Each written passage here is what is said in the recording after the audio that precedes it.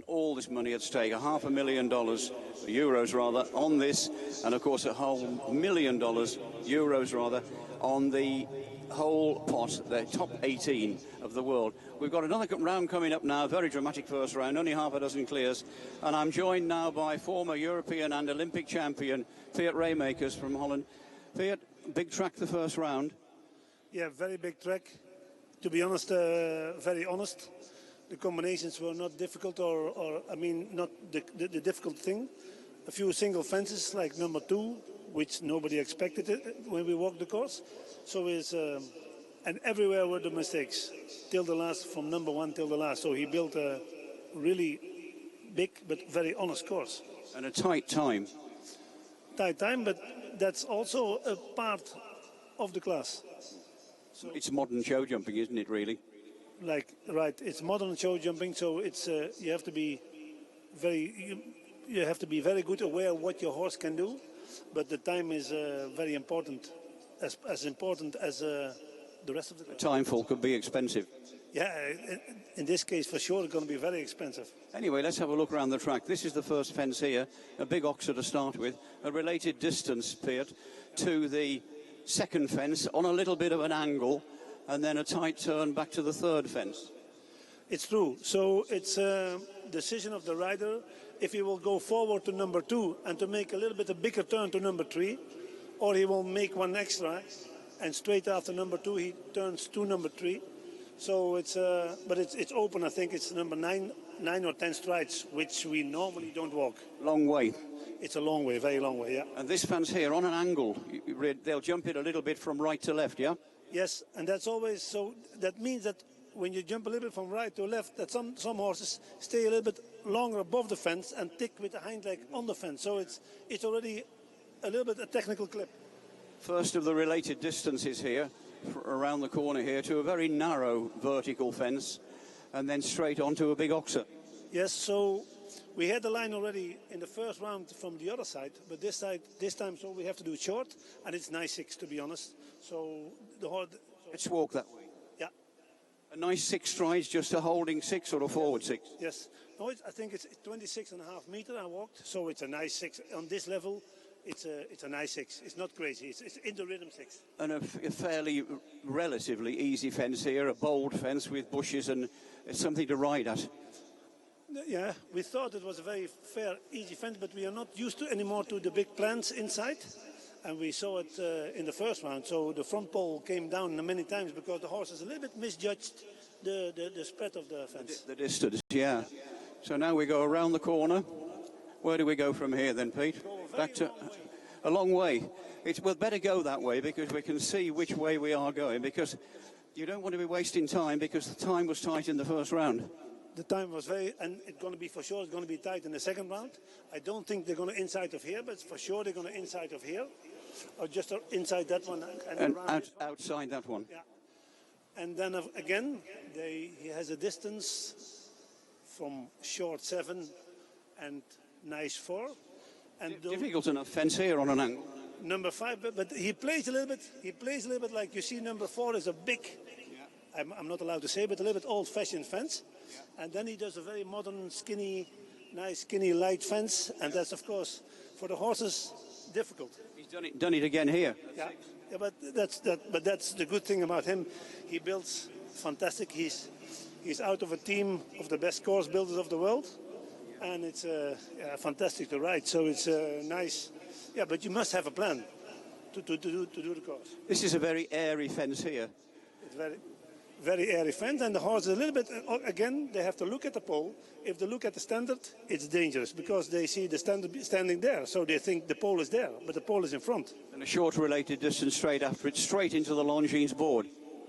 Exactly. He knows exactly what he does. So if you do 6, the 4 is going to be difficult. If you do 7, you're losing time. Yep. So what about this distance here? This is fairly committed here, isn't it? I walked 18 meters, which is a normal to a short 4 on this height, because you land further.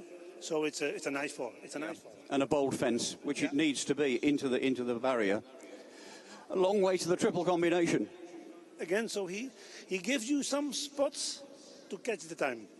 So from 4 to 5, you have to really know where you're going, and from 7 to 8, the same. So you can't go far away, you have to go quite short, which makes it difficult because it's a combination. We saw that a lot in the first round, of horses forced into mistakes by turning tight to fences. Yeah, so yeah, that's also a point of difficulty. But to be honest, the combination is always very fair. So in the triple combination and the double combination, not so much more happened than on a single fence. Normal distance here, once you get in, big vertical in, a big oxer in the middle, maybe a little bit short coming out.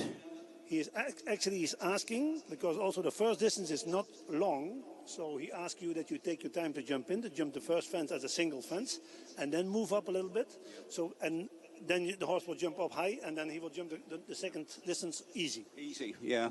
And then a fairly long, maybe related distance, a long way to fence 9, but you need to know whether to keep coming or take a pull. It's I walked it. For me, it was 31 meters, so it's 1 meter longer than a normal 7. So I think everybody will do the 7. So they'll come on 7. Yeah. And actually, it's a skinny sort of a narrow oxer over 2 little water trays. Will that make a difference? It will make for sure for some horses different. They are a little bit spooky on the water, and you're going to see very late that it's an oxer, a skinny oxer. You can't see the back rail from here. Now, when we are here, it's nearly impossible to see the second pole. But it's still a very honest fence. So, and to make it so simple, it's difficult for the horse. It's not a hurtful fence, but a fence which would be easy to have down. Yes, and that's his. Another long looping turn here now around the corner to fence 10 over here, and they have an option here, left or right. It's true. So first thing after number 9, you have to go for the time, and then he makes a vertical, which a little bit confuse the horses because they see nearly two the same fences, and they don't know what you want. You want left or right? But that is just enough to lose the concentration for the horse. Yeah. So he does. And then quite a difficult distance around here to the final double, a big double of oxers. Yeah, but straightforward. But that I think everybody will do. Let's say normal. It's 33 meters, so it's on 8 strides. 8 round the corner. Yeah, around the corner. Yeah. If the tight is very tight, could they come 7 round the corner, cut the corner off a little bit?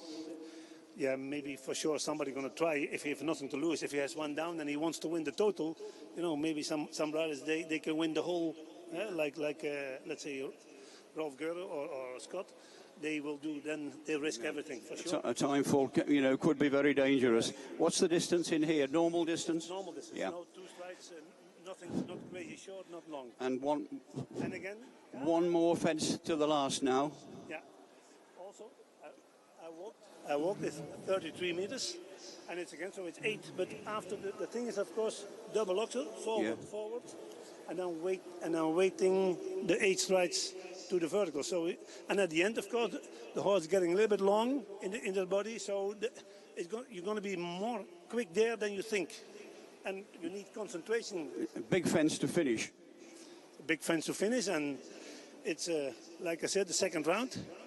They went left and right and fast, so for sure some of them going to have it down, but just they lost the concentration. Overall, how would you describe the course? Big, difficult, or big and difficult, or fairly straightforward with a lot of power needed? The power is always fashion. The course is big, not crazy big. The combinations are very fair, but you have, I think, the time going to be tight for sure. So what's going to happen in the final? They're going to happen things which you not expect. They happened in the first round. They're going to happen in the second round. But I think it's a beautiful sport. A lot of unexpected things in the first round happened. It was a dramatic first round, wasn't it? Yeah, I don't think dramatic. Okay, what happened on number 2? That you don't want for anybody, but some people fell off, and that's not our sport. But that happened because nobody could see it on that fence. No, exactly. Well, anyway, thank you very much, Pete, for that wonderful expertise. All your vast experience coming out there. Who do you say in a quick one? We've got 10 seconds. Who do you think will win it? I think the class, Ralph Geuren is very close, but he has to win the total. So that will put a lot of extra pressure on him. So.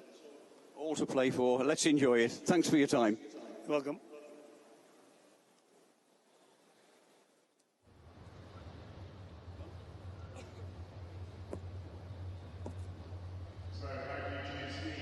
This fabulous stage, we'll see what plays out here for the final of this Longines Global Championship. So the final leg, of course, the scores taken across the 7 best scores of the series of 14 events. And it's going to come down to a lot of maths and a lot of excitement to come over the next, well, few minutes, hour or so, before we decide on a winner here in Doha, but also the winner of the overall championship for the Longines Global Champions Tour Series. It's been full of drama. Look at Beerbaum there. He's the man that leads by 1 point in the series. Had a, well, not really great day jumping here with Zinedine. Unfortunately had the 17, so puts him out of the mix in terms of the class. He could still win the championship, though, because it's down to 2 men that are still in it, Scott Brash and Rolf Göran Bengtsson. Scott on the one-time fault, and that could prove incredibly influential coming up over the next hour or so. And Rolf Göran Bengtsson, he's actually got to win the class, win the Grand Prix. There he is, to finish as the champion of the series. But remember, last year here, it was Scott Brash that won the Grand Prix, won the series, clinched the whole thing as a whole. Could it come down to that? Luciana Diniz, one of the very few that had a clear. We only had, looking down, 5 of them on a 0 score, and she was one of them with Fit for Fun. Uliana Vetsani there, the course designer for this event. And, well, it's been a big test in the first part. And, well, what test comes up in the second? There's Uli discussing it with Luciana. 5 of them on a clear round. We're going to start in reverse order, so there's a couple of them on a score of 8, then we're into 5s, 4s, and 3 of them on one title. Scott Brash, Constant Van Passion, and Bassem Hassan Mohammed. So there's the warm-up here at the fabulous and stunning Al Shaqab. It is a truly breathtaking venue that, well, will be a fine stage for this last leg of the series. Tino Onassis de Miranda there on her fabulous grey. AD Camille Z also jumping in there. She will start a score of 5. Simon Deleste of France also still within our top 18, because it's top 18 we bring forward to round 2. Bassem Hassan Mohammed is on the one-time fault, and another of the Qatari riders in there, which is Nasser Al-Khazali and DeLorean. He'll start on 5 as well. So it's going to be very exciting stuff. Peter de Vos will be an early starter on 5 for Belgium, but the key rounds are going to be Rolf Göran Bengtsson and Scott Brash here tonight for the Longines Global Champions Tour Grand Prix of Doha.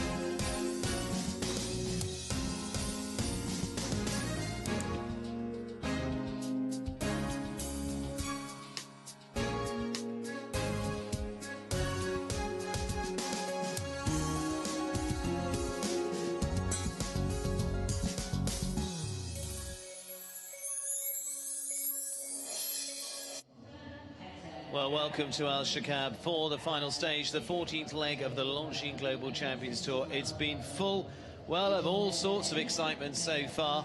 The first round, well, that really has created a story for those coming forward for this. Rolf Göran Bengtsson jumping clear. He needs to go and win this class to win the title. Scott Brash there, he needs to be top 5. He's had the one-time fault, but the other contender in there, Luc Beerbaum, as we see, he's the man that leads the series on 242 points. He needs the others really to be outside that top 5, as say Scott, more than anyone, to not whip the title from underneath him this year, but he's got to sit and watch from the sidelines because he's, I'm afraid, not part of the second round. Scott Brash was the man that did it last year, the double, winning the class here to take the title overall. Ludger Beerbaum finished in second last year in the Grand Prix. I'm afraid, as I say, he won't be a part of it, but Rolf-Göran Bengtsson, pressure's on him because he needs to win this to win the overall series, and that would give him a massive payday of close to €500,000. So big pressure on him. Great to see support all around, from Germany to Scotland, from Great Britain, from Sweden as well, from all of those supporting their riders here for this final championship and all around the world. Bassem Hassan Mohammed, could he feature too?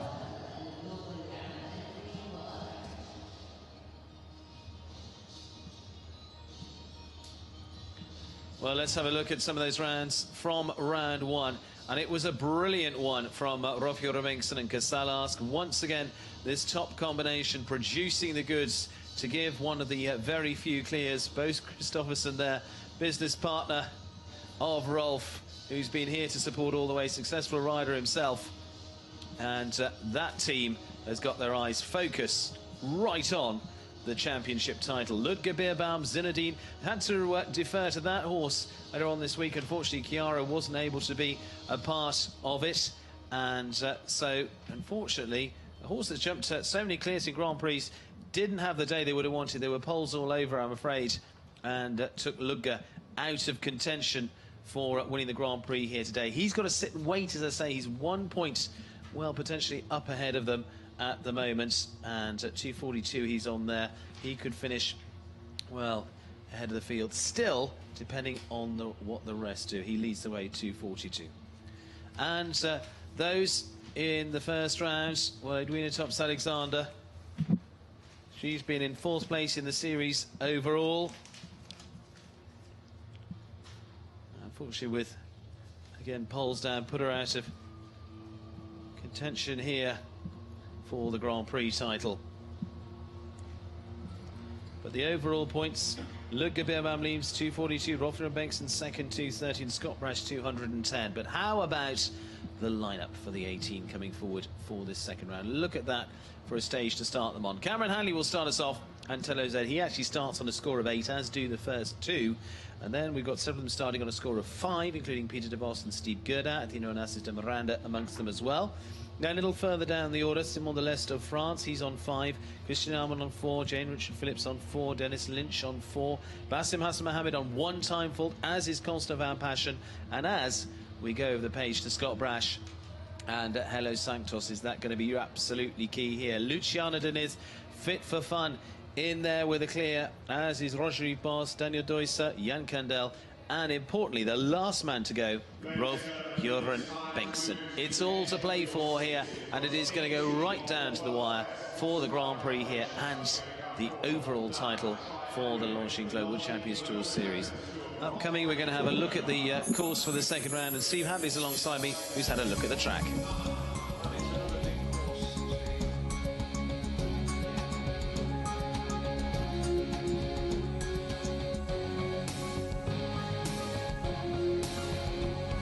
It's just a holding 7 strides from a skinny vertical right onto a very big oxer. And then around the corner to fence 5, another big oxer, and a related distance, 2 related distances, one after another. 7 strides here from that fence onto a tall vertical, only 3 poles in that, and it's 1.60 m, and then a very committed 4 straight into the boards there. The treble combination, very straightforward. It's a normal distance, but it's just a big treble combination, vertical, oxer, vertical, all on 1 stride. A long related distance then to a water tray over a fence, and then an option of a fence there. They can go left or right here. Makes a difference to the stride pattern down this last line of fences.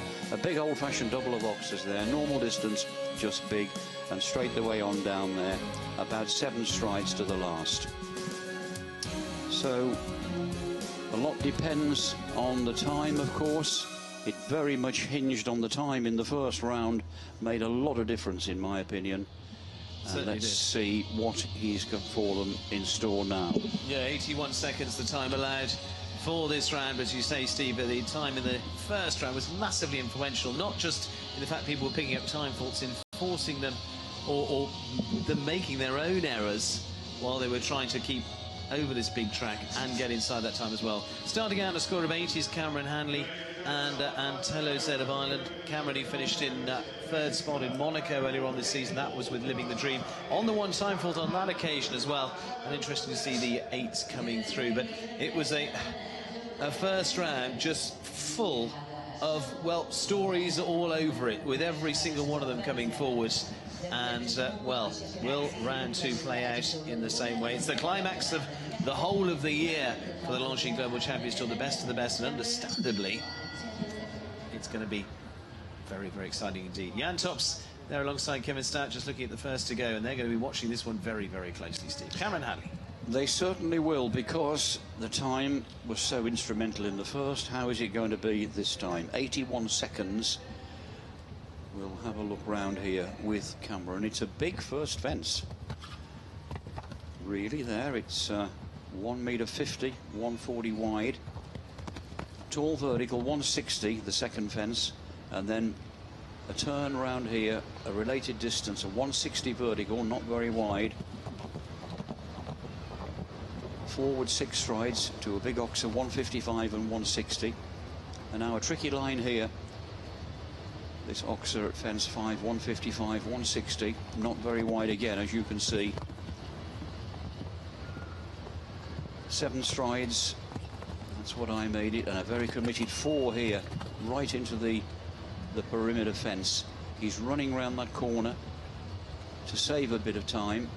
Treble combination, normal distance, just big. All the way through, 155, all the way through. Straight on to an oxer over water trays. A long, long run now, and the option here of these 2 fences, they can go on the wide bit, which gives them more time, more space to jump this double of oxers here, or they can go the shorter way. This horse really being a bit of a monkey tonight around his corners. Got a mind of his own. And now just to finish, a big vertical 160 over a water tray, a Liverpool. And Cameron there, a couple of fences down, or a fence down, to add to his 8, total of 12. What's his time, Steve? 8.81 was the time there for Cameron Hanley. Time allowed of 81 seconds. Just inside that. Just inside, yeah. Yeah, absolutely.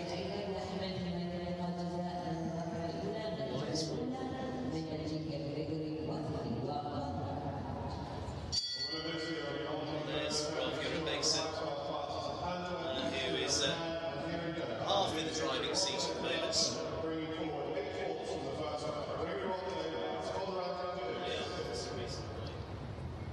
For some reason my mic is echoing everywhere in my ears. I don't know what's going on. Don't worry, my mic is echoing everywhere in my ears. Well, now Gregory Mosley getting underway with Conrad, who's the Belgian rival, also starting the score of 8, but already takes it up to 12. Scores obviously, Steve, of course, added, aren't they, from the first round to this round, and any double clears, if we have any double clears, which we almost certainly would, you would think, Yeah. they go again against the clock. Joe Vreiling.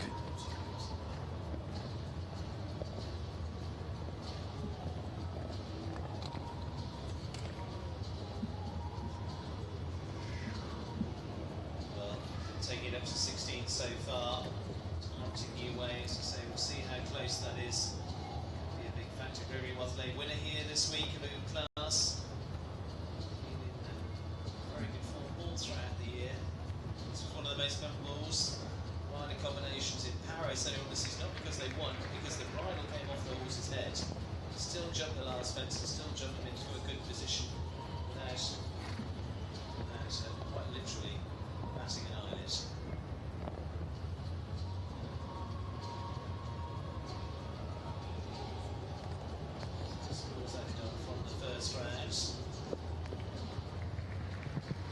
He's not going to make the time, but obviously he knows now that he's on 16, which is to be a second or two over, 3 seconds over, better than having another fence down. But that's the end of the way there for this evening for Gregory.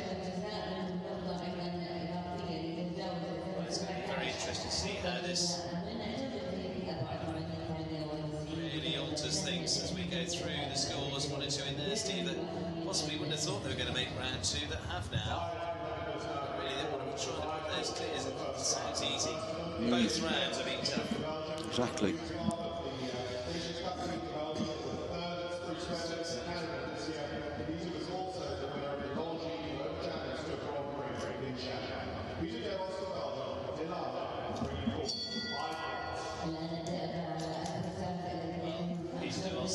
Belgium starts the score of 5 first, and those do that. It was the big winner in Shanghai this season. It was the dream of India Greenfield. Dilano is the ride today.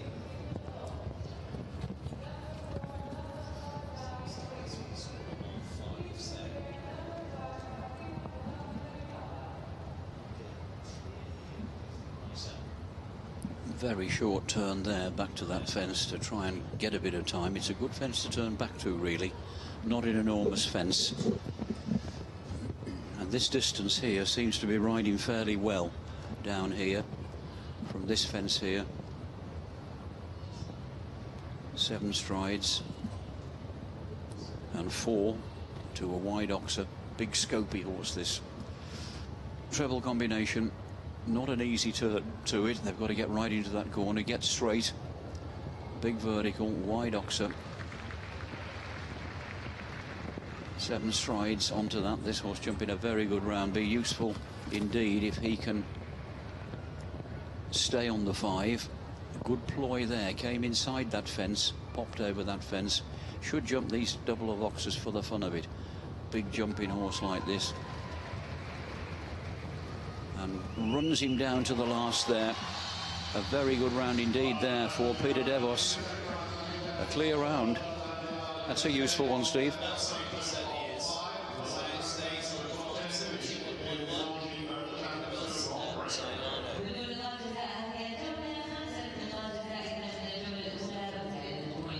Certainly an enterprising ride there for Peter Devos, because he turned inside a couple of fences and he was very short, very quick all the way around. In actual fact, about 10 seconds inside the time, 71.11 as against the time allowed of 81 seconds. So the time considerably, Steve, considerably easier in this round than the first one, I would say.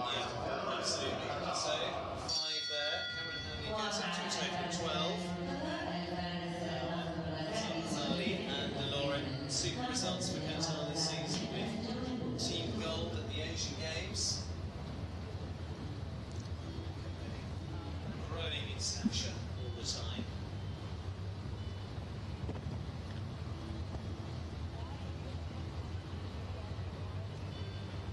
So just a long time from Hassan Mohammed as well. He comes a little later on.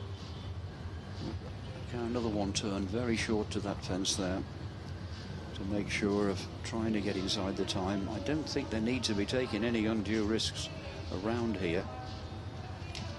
It just shows how much jump these horses have got to turn off a couple of strides into that first fence, and it's bang up 160. They make it very easy indeed. And this long distance here, it is a long way to that back rail, but they're making it easy enough. Now he needs to shorten up a little bit to come off this corner. That's not a great angle, is it? Gets him straightened up on the last stride. Really threw him in there a little bit.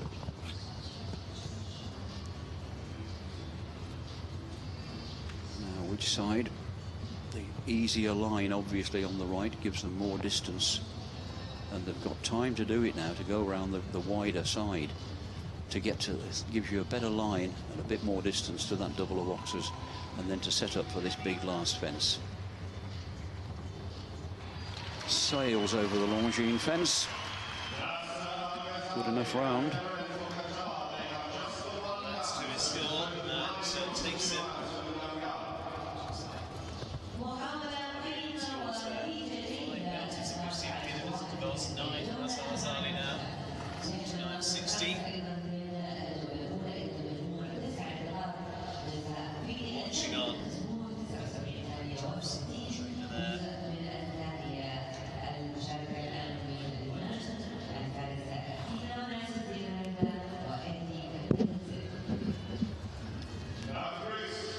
So my colleague Steve having a little bit of problems with his microphone, so I'll soldier on while he's getting it sorted. Anyway, Cameron Hanley gone, Gregory Watley gone. Now we'll get a true picture. Peter Devos gone, Nasser Al-Ghazali, 4 gone. Now the 5th one, another one of the 5s, those on with a 4 and a time fault in the first round. Athena Onassis de Miranda. From Greece, there's husband Doda. Watches on nervously, jumped well himself, Doda, a couple of fences down. A late falling pole robbed him of a place in this second round. He was one of the 8 faulters. And this mare jumped a cracker, just one rub at a pole. She should jump this all right.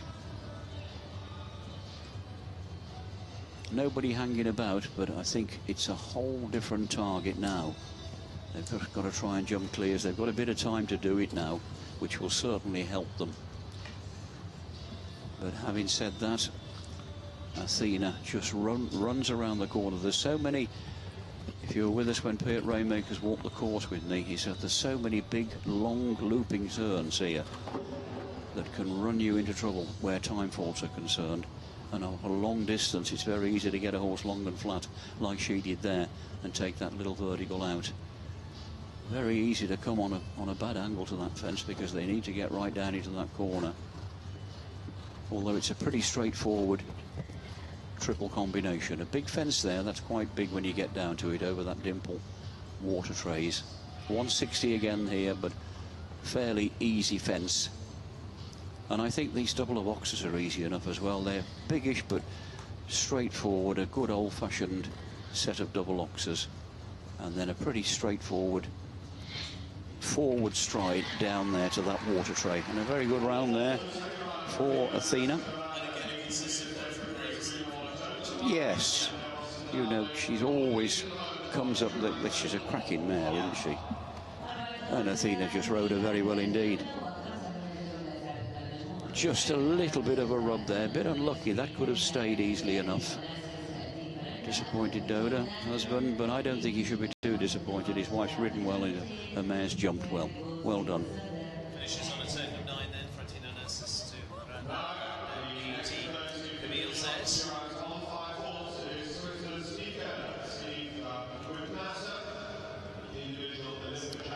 Now for Switzerland, the reigning Olympic champion. That was on Nino de Buissonnet, of course, in London on that unforgettable day 2 years ago, London 2012, when he took the field apart, jumped that vital clear round to win him the individual gold medal. Tonight he rides Nasser. Went very well here yesterday. One of the horses now on 5 of them on 5, fence down and 1 time fault. And after Steve Gerda we then get to Simon de Lestre, who also had 5, and then we get onto the 4 faulters, of which Christian Allman is the first. And again Steve gets in there very, very short to that fence. It's a good fence to turn back to. They're all doing the same route. That's exactly where we planned on the course walk, where they would come through there, through that timing heads, to get straight for this.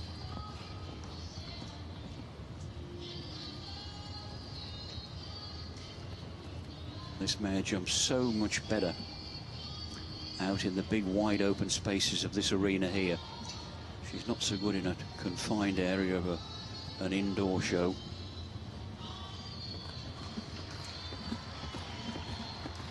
Steve Gerd had given her a super ride, because a total of 5 here tonight could be a good earner. Depending, of course, how the later horses go. If the likes of Roger-Yves Bost and Daniel Dirtzer happen to have a fence down, I can't see it happening to Daniel Dirtzer the way his horse jumped, or Bostic for that matter, or Jan Candelli. And Rolf Göran Bengtsson, his round was just sublime, and that is a very good round indeed for Steve Gerda. He stays on the 5. A superb ride there from Steve Gerda, and Nasser for her part did it very well indeed. So he stays on 5. Not going to slip down the order at all.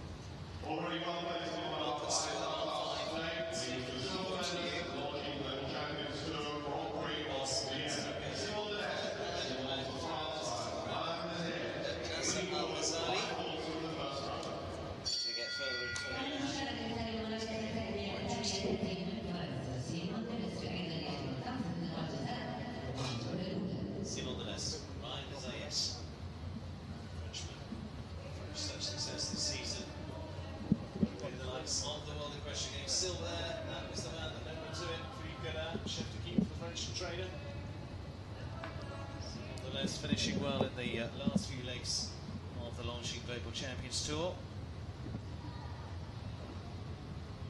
Second in Vienna. The last of the fives.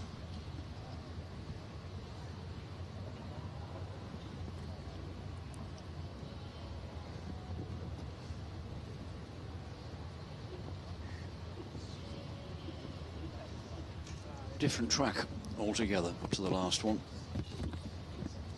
One would have expected it to have been bigger, more powerful.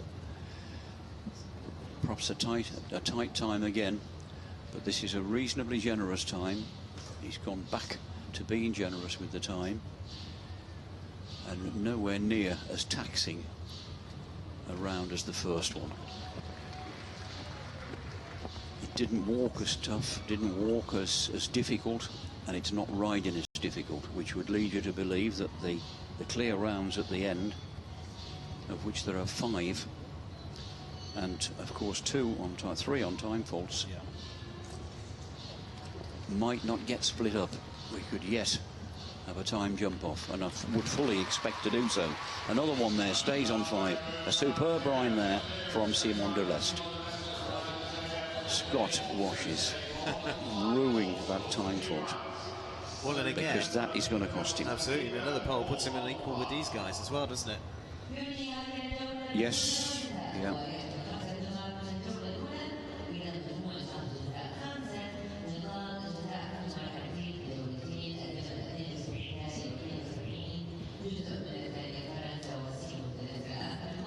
Brilliantly ridden round there by Simon de Lest. Now the first of the 4s. Christian Allman. Unbelievably, only 3 horses on 4 faults from all of that 41 starters in the first round. And those are Christian Allman in the ring here now, Jane Richard Phillips of Switzerland, and Dennis Lynch of Ireland. So now we forget about the time faults, because now we're into level figures. The time faults are only brought forward from the first round to those 3 of them.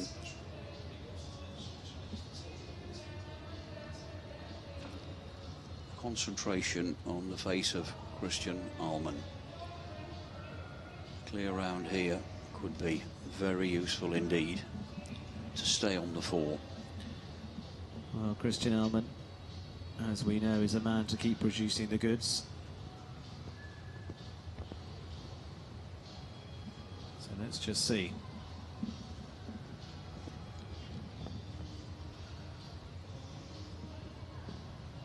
And 4 faults, and Steve, we've seen it again and again in these competitions with the 2 rounds. You put in a clear now, and a 4-fault round will lift you right up the order, and this is what will come for Christian. I think this is a brilliant formula. I've said that before, and I'm convinced of it now.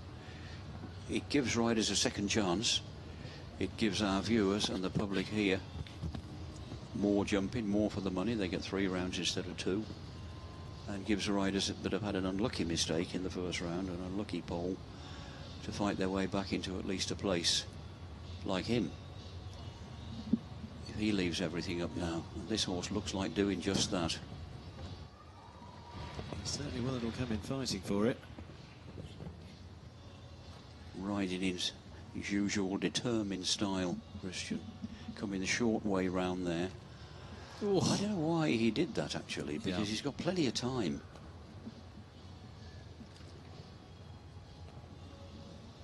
He's got bundles of time. 81 seconds is the time allowed.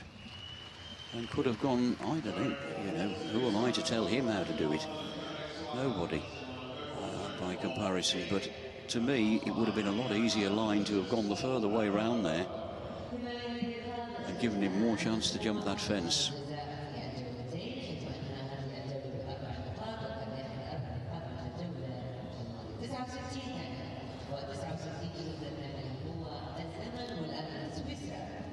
So, an expensive pole there for Codex. And when we're talking about this kind of prize money, we're not just saying expensive, we mean really expensive. We're talking tens, 20s, hundreds of thousands exactly over the series. Well, certainly when we get into our big players within the whole competition. So, Jane Richard Phillips now for Switzerland. Pablo de Verton, big jumping combination. Went round for just the 4 faults earlier on. Again, has been model of consistency this season. 15th position in the overall Longines Global Champions Tour Series. Finished top 10 in Estoril. 7th place in Vienna most recently. Rode a very good round in the first round. A super round. Not an easy ride, but she gave it a great ride.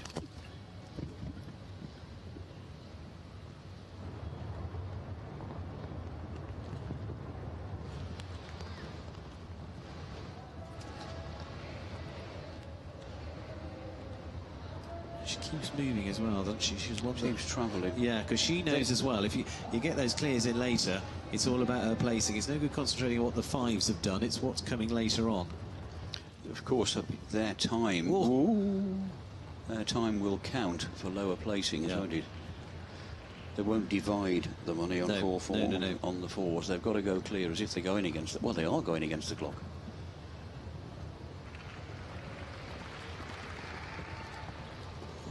Which, to a degree, would exonerate Christian Allman from having gone the shorter way. Yeah.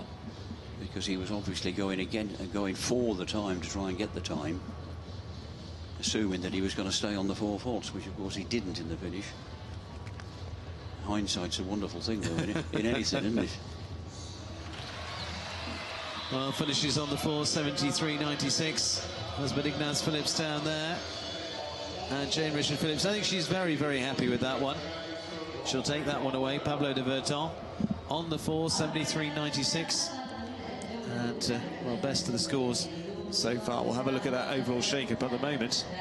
Look there, a little bit of a nasty moment. Yeah, a bit of a grimace from her, wasn't it? Yeah, good. Yeah, she had 1 or 2 similar moments in the first round. Ignaz, her husband there, on the left-hand side. In the baseball cap, in the baseball cap. He looks more worried than she is. It's always harder to sit there watching than it is to be in there doing it. And blows.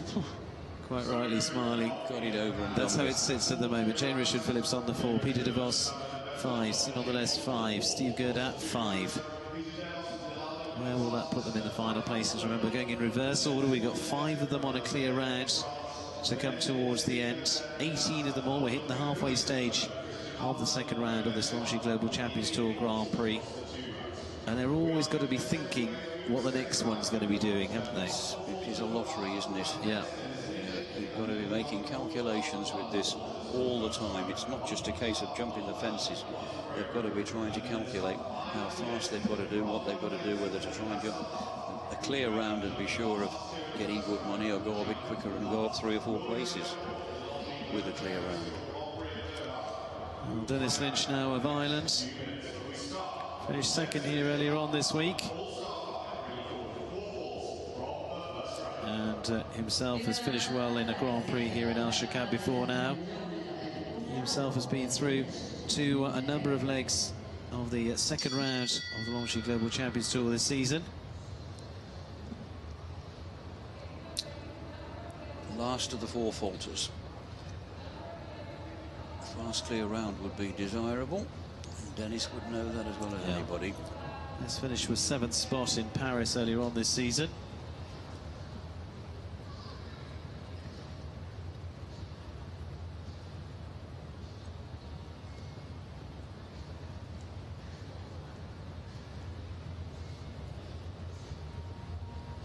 Big, powerful rise. I really like this one. Just looks like it's going to thump off the floor, doesn't it? It does. Yeah. Just hope a pole doesn't get in the way.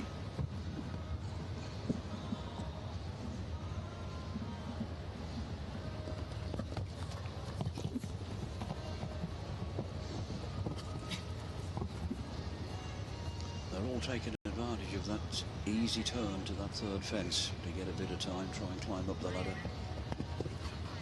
Because there's not many places they can save time after. They've all got to go the same way. They've all got to take the same stride pattern. That's the only time-saving turn, really, because this is a long way here. Would play to Dennis's advantage here with that great long stride, and with all that scope, he can turn in pretty short too. Makes the difficult line up there more difficult if you've galloped in there, because it's fairly short to the vertical and then long again. He's going the long way here, which is certainly the easier way, which puts you on a very good line for this double here, which I thought was bigger, to be perfectly honest.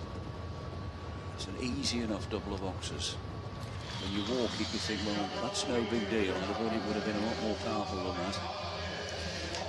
Well, overall, it's an easier track and an easier time. Yeah, we did wonder what he was going to do with the track here. Yeah. After a real test in round one, whether he kept up kept the screw driving in or not. Exactly. I don't think he's done that. That double of boxes, they could be, you know, they're a bit of a staircase. They're lower in front than they are behind. 73.98. 153 and 150, both of them. The height, a couple of inches, or centimetres rather. Well, the nation's going to be watching this one. Bassem Hassan Mohammed and Victoria Fakata, winners in Monaco, first Qatari rider to win a 5-star Grand Prix. Did it in fine style with a two-man jump-off against Rolf-Jørgen Bengtsson, who is in contention for the title. Scott Brash watching them all the way, because he's also on one time full as well. Bassem is the first of those to go on the one time. He himself sits in 6th place in the overall order for the Longines Global Champions Tour Series. 4 spots on 3 occasions: Antwerp, Cannes and in Estoril.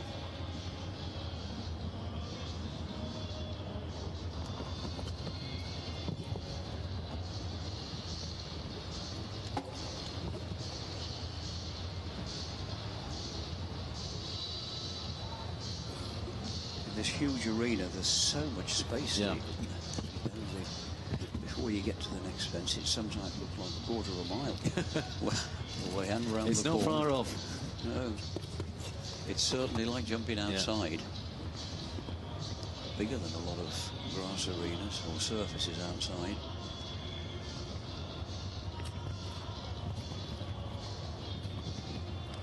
She's a grandmare, isn't she? Comes on the forward one there. Now, which side is he going to go? The easier route. Yeah. Dead straight, jumps it well. Now he can stay on one time forward only. This is a crucial couple of fences now for Bassem Hassan Mohammed. This lovely mare Victoria, one fence. Oh, what a cracking round. And look at the time. Stays on the one, brilliant. 79.99, the nation held its breath then. He finishes with a clear this time around. Bassem Hassan Mohammed gets to breathe with Victoria, finishes on the one-time fault. The likelihood of winning on that is slim, but it could get him some valuable points and could leave him well up the order. Certainly could. That's all he could do at this stage. He's had the one-time fault. Jan's watching on. Yeah, well done. He's smiling. Yeah, he's happy with that. Look at that. Sheikh Ali in the middle. All the boys by the teammates. Oh.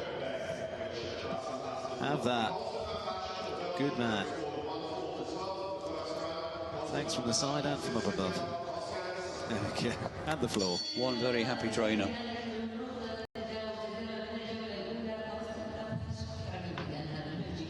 Constant Van Passion also starts on the one-time full. He finished 5th here last year on exactly that. Citizen Guard Toscan de Saint-Amel, and now just of course realise the fact, if Scott Brash could finish in the same position as him last year on one-time full, Scott would be on equal points with Luger and still would win the title. Love a good stat. Great stat, that is.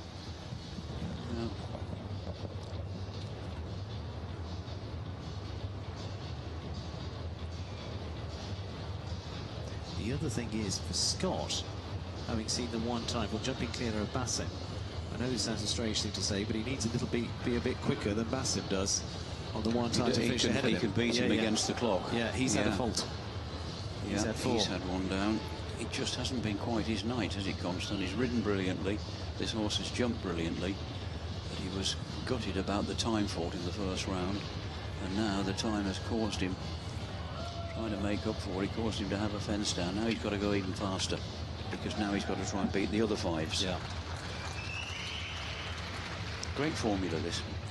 I think so. It really does. As I said earlier on, it's like having a half-made jigsaw and the rest of it's still in the box, and we're still rifling through for what the bit of sky that we're looking for that fills in a gap. There we go, 5 at a time. 71.20. Very, very good round.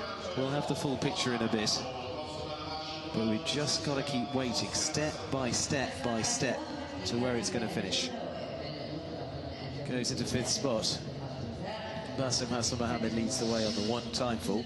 Well, here he is. Oh, we'll have a look at Constant again before that, see what he's done. Oh, he unfolded a bit quick, didn't he? That wasn't a hard luck story. That was a fence down. Tiffany Foster there. Yeah.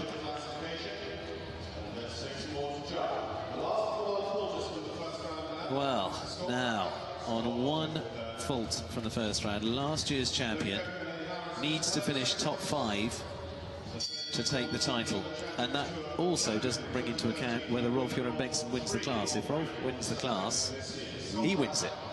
So I think Rolf is likely to win it, because the way the horse jumped in the first round, he would be, in my book, odds on to jump a clear round. Anyway, let's watch. Yeah, this is the key one. The key one. What we need here, what he needs here, is clear and a little bit faster than Bassem. Exactly. Which is, looking at the clock, 79.99.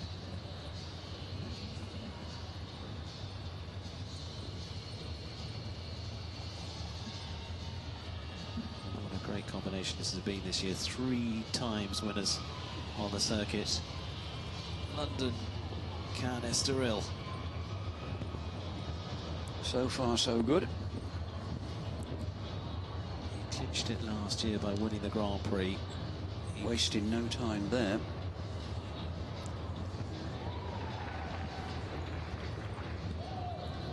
Forward 7 there. Nice enough distance, that is. Taking the safer route. He should jump these all right. And he's quick. Bassem's time 79.99. Needs to leave it up. Exemplary performance. Oh, yeah. 72.49. What a pity about the time fault. Yeah. If that's a double clear. But it makes it much more interesting. I know. You still haven't got the full picture of the jigsaw yet. You've just filled in another little bit. Same for everybody. Yeah, there's still a gap in the middle. You try telling Scott that. I will from up here. I'm not going down there, trust me. No. Wow. Lovely performance, wasn't it? 2 lovely rounds. Brilliant. Now he sits and waits anyway, doesn't he? He has to sit and wait because... Same as several others. The big point here comes of if any of them have a pole. Because, as we've said, he needs to finish top 5. We've got 5 on a 0 score. One of those starts having poles, they're below him. And then it comes down to whether Rolf can win it. Yep. Great stats, Steve. I'm keeping up. I'm impressed. You are keeping up. Oh, Luciana Deniz, fit for fun. We are at the end of this. Right. Gosh, this has looked an absolutely fabulous combination in the first round. It did. Finished 2nd in Cannes this season. First of the clears.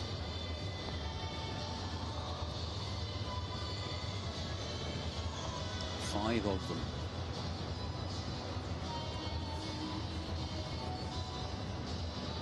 This mare doesn't have many fences down, does she? Finished 5th to start the early part of the season in Hamburg.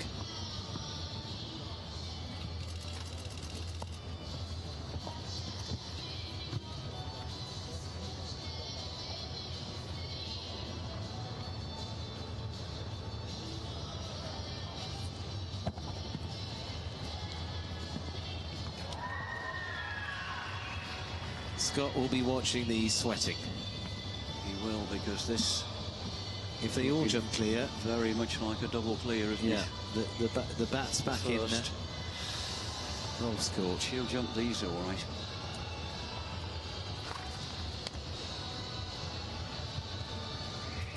First double clear, one fence to go top of the pile at the moment. She's done it. Good time as well. But a cracking round there for this lovely chestnut mare. Superbly ridden by Luciana Dimitz of Portugal. Brilliant round, brilliant mare, brilliant ride. Juliana Venzani. Put a smile on his face. Absolutely. I think both of them compared. Both the two of them have got grins from ear to ear. I think he's visibly relaxed over the last hour or so. It's actually interesting because he loves being in the centre of the arena, being a part of the action, being a part of the drama of it. Very popular course designer, and this is a very popular horse and rider combination. Yes. That's how to do it. Lovely shot. Well done. Great pictures. Right. 4 more. Now, 4 more. The tension builds, Steve. European champion Roger Bost. Coup de cœur de la loge. Spies. Former top rider, Dina Leloge. He's been a former winner on the Longines Global Champions Tour in Abu Dhabi. We've got two European champions and a World Cup final winner in this last 4. Shows you the quality of the Longines Global Champions Tour. Yeah, that's what the whole season's been about, producing this world-class field here. Now in round 1, he was a rider. I mean, he's always had a very physical style. He physically got round that course, didn't he? He's changed his style now, hasn't he? You know, it just shows that he regards this course as less onerous than the first one. The way he's attacking it. He's still trying as hard as ever, but not quite so much in the shop window.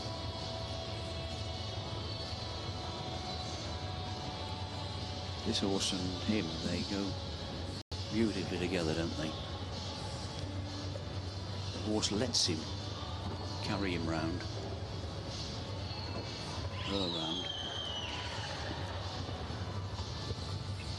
Ooh, got away with it. 3 fences for a jump off.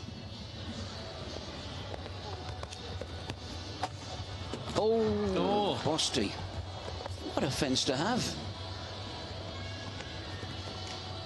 However, well, full faults for him, 77.89. Scott Brash might just be breathing a little again. Yeah. Because Scott is where at the moment? Second. 3 more to go. Worst puts him top 5, so he's in the hunt. He's in that points bracket. Yes, he certainly that could is. clinch the title. However, it depends what Rolf does, because Rolf has got to win it. And he's last to go. Yeah. What a finish. Oh. What a finish. And Ludger still sweats it out. And Madeline Winterschutz got all the stats there. Who's got to do what? Ludger will have that worked out, don't worry. Yeah, so he, as I say, Scott goes top 5, so puts him equal with Ludger. So Ludger now can't win it because Scott has more wins. Yes, exactly, more wins. 3 wins on the circuit. Yeah. Ludger's only won 1, hasn't he? Ludger won, yes. Right. Well, Daniel Deuser now. Corner to more. Oh. Not this time. And Brash climbs. Brash climbs again, as we say. Ludger now comes out of the equation. Yep. It comes down to Brash and Rolf. And Rolf. Scott has got to sit and wait.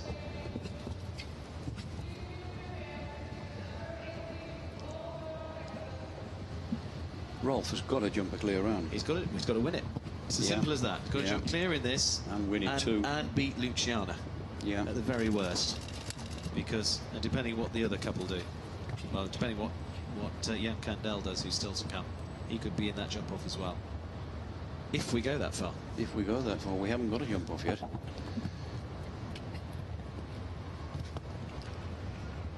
We're going to have, I think, with Rolf. That will be the ride of a lifetime for him, wouldn't it? He's going the shorter way, look. Same way as his teammate, Christian. Visibly speeded up now that he's had a fence. Trying to climb up the pile a little bit.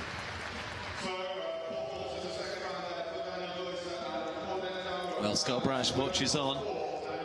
He knows he's got half a hand on the trophy, but there's still another Iceman in the way. There's some serious money in this Grand Prix. We could see a win for Luciano, yes, as you say. I mean, we've got 2 more to come. Yeah. They've got to jump clear yet to force her into jump off. Lunga knows he can't win it. Scott's, I think that was almost half a wry smile there. He's doing the maths. I bet he's got it worked out, don't you worry. He surely is. And I can tell you, probably Lord Harris back at home and Lord Kirkham have got it well worked out. They'll have it well worked out. And the 2 Lady Paulines, they're here tonight, obviously.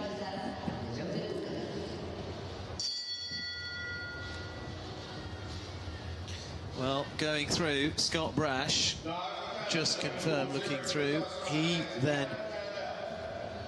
Scott goes on to a score of 243. So Scott takes it because he has more wins than Rolf. He's put himself wins it on aggregate. Yeah, he does. He's on more points than Rolf. So whatever happens, he's gone into full spot there at the very worst with 2 of them to go. So Scott Brash wins it. Great. Oh, he made us sweat though, didn't he? Oh.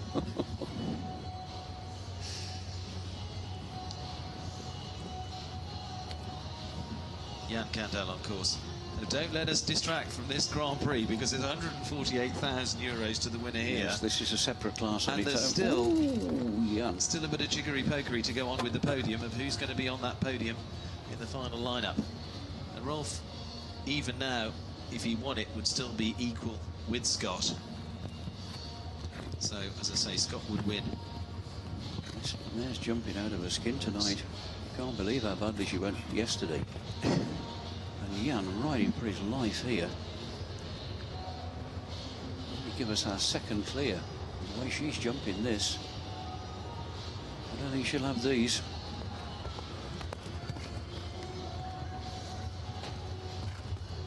One fence. Oh, come on, come on. Oh, what's he doing? Go on. Oh, got away with it. Just makes the time, 79.59. He got another second to play with.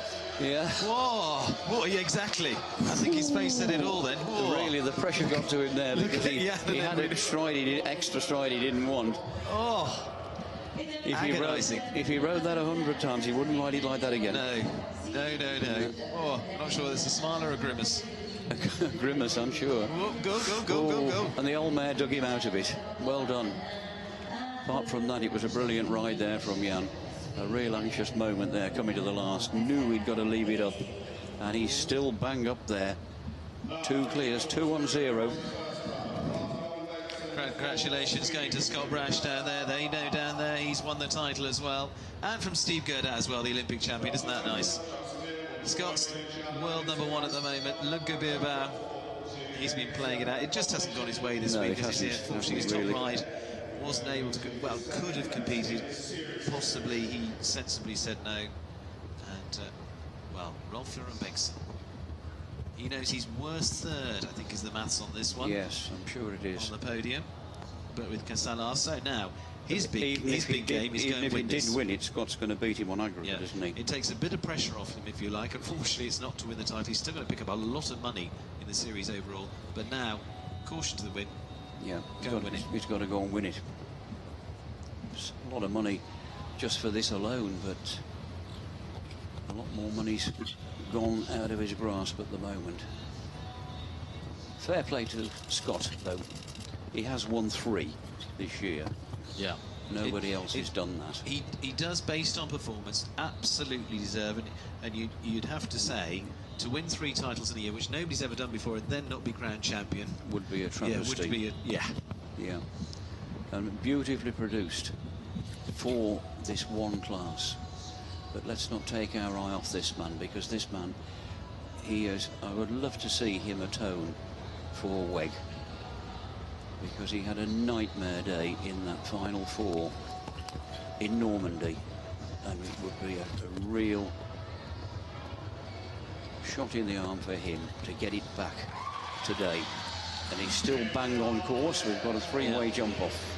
3 of them in: Rolf Bengtson, Casalask, Stanley Van Paschen, all the riders there congratulating Scott. They know it's all been done and dusted now for the title. He's won it for a 2nd year in a row. Yeah, that's remarkable. Second rider to do that. Irina Thomas-Alexander did that as well. He's won it for a 2nd year, and in fine style. Not quite the same style as last year. Last year he won it on a win in the Grand Prix. This year, tremendous performance.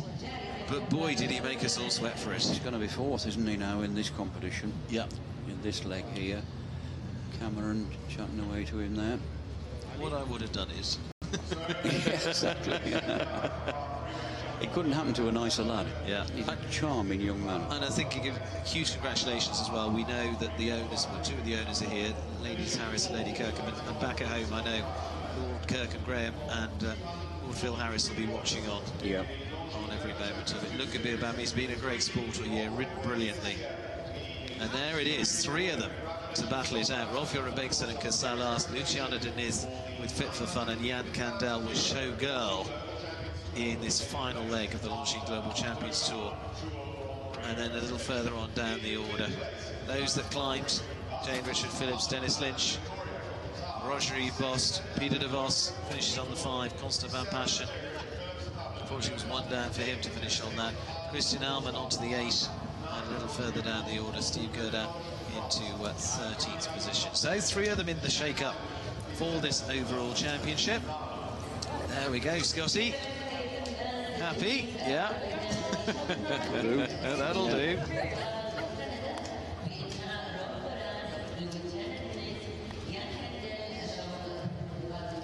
He's back, sending messages back. Probably congratulations already fired through.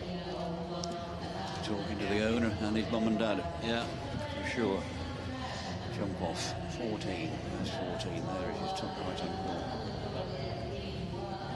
Well, let's have a look at some of the memorable moments from the 2nd round.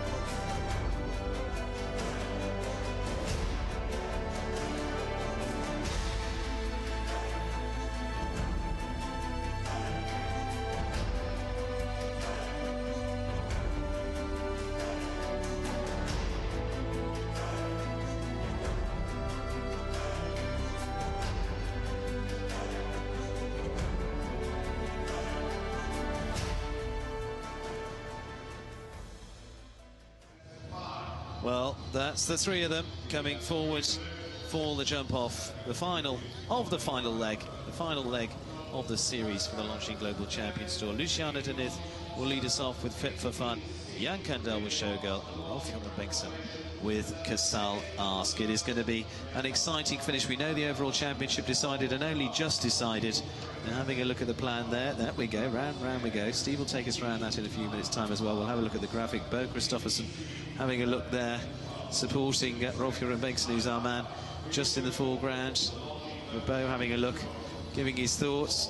Scott Brash there, our champion. We finally got the full picture of the jigsaw, and I can tell you, it was a British rider with a fabulous horse, Hello Sanctus, holding aloft a magical trophy for the Longines Global shot there of Scott, actually giving the horse a kiss. Yeah, absolutely. Oh, what a great shot that was.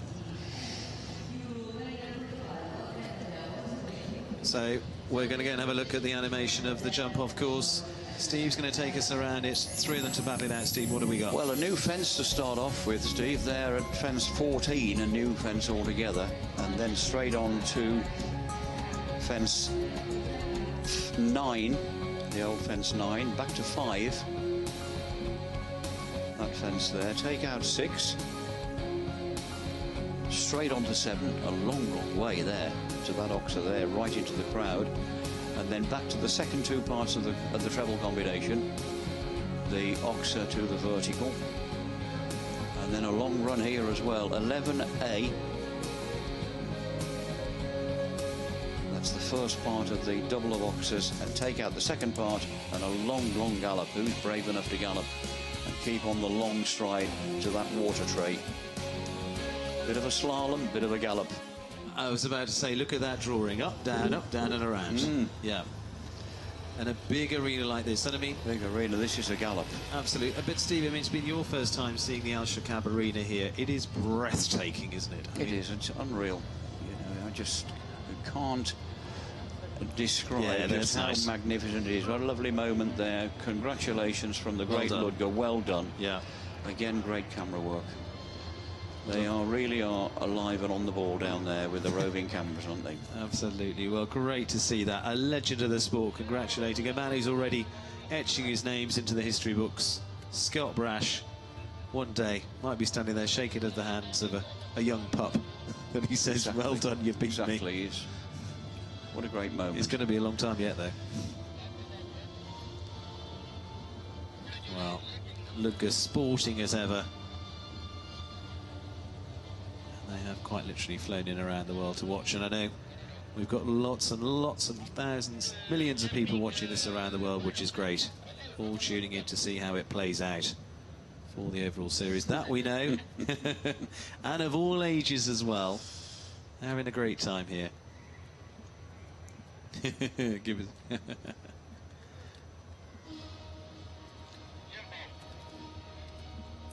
Abdul Saeed there. Egyptian riders been competing in this year, this week. Constant Van Passion, and a little wave. There's lots of white teeth on display today. A lot of happy faces, which is great. Been a good crowd in here tonight. Certainly an excited one. Thoroughly enjoyed it. They'll build on that. Well, Steve, we got three of them. Luciana Denith, Fit for Fun. Jan Kandel, Showgirl. Rolf Bengtsson, Casal Ask. Where'd you go? It's tactical, isn't it, really? On form and on the draw, you'd have to go for Rolf, wouldn't you? Yeah. Because however fast the other two go, he's going to be faster. And you have Showgirl is not a fast horse by comparison. Casal is. Yeah. But this one could upset the party. It could. She's got all the attributes, and that's the horse as well as the rider. Yeah. And, yeah.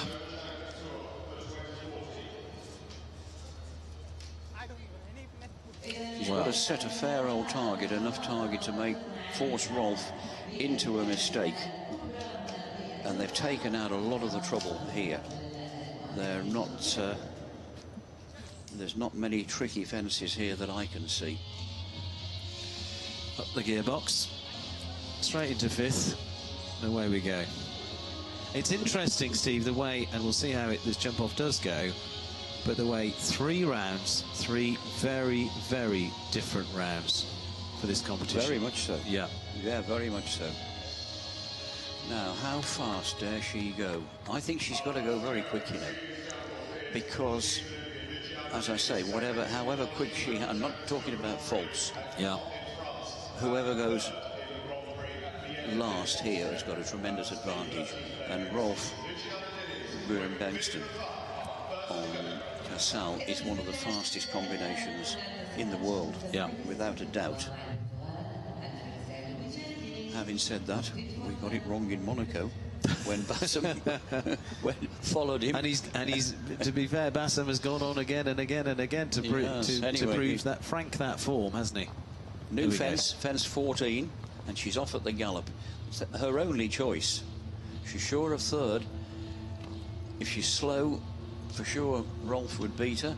Jan Kendel's mare is likely to jump her clear. This is quick.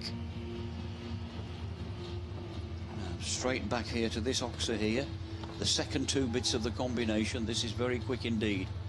Rolf will surely be watching this to know how fast he's got to go. 27, 28 seconds coming out of there. Look at the gallop here. 2 fences to come, and they're 2 real gallopers. Oh, come on, Luciana.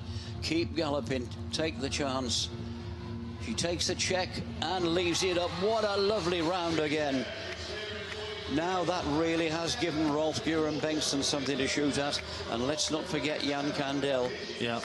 I would rather doubt that whether his mare has got the legs to beat her. Whereas Rolf's horse certainly has. Yeah. Phew, she said. That was what a memorable night for Luciana. Win, lose or draw. She has had a ball in here tonight. Now, I would love to see her win, because she's gone on the podium so many times. She was second in Cannes this season. Yeah. Just been pipped to the post. This would be a lovely one for her. It would indeed. And that mare deserves it too. Right. 2 to go. Long sleep needed tonight. Jan Kandel. Jan knows he's got a mountain to climb. His face tells you that. For the watermark group. Ken Farrington discussing with Scott Brush down there. You see, they're all watching how it plays out here. Who will be the winner of this? It's still, that's the Grand Prix. 148,000 win. Tiffany Foster, teammate of Jan from Canada, watching on.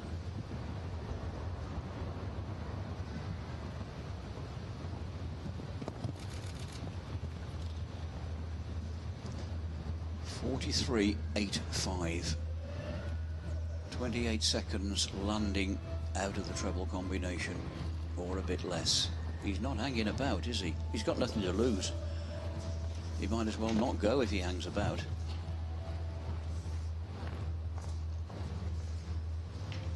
What a shot here from Jan Kandel. The time has forced him into a mistake. Well, as you say, worse third. Exactly.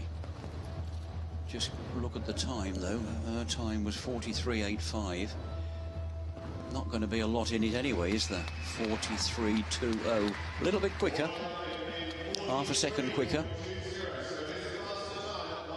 Well, Jan Kandel into second, and he's been forced to go into speed he doesn't normally want to go at with that mare. Brave try. Great try. But as I said, he had nothing to lose, did he? No. Got to go for it. Right. One to come. He'll finish third, because I don't think Rolf will possibly have more than 1 down. Who knows? Yeah.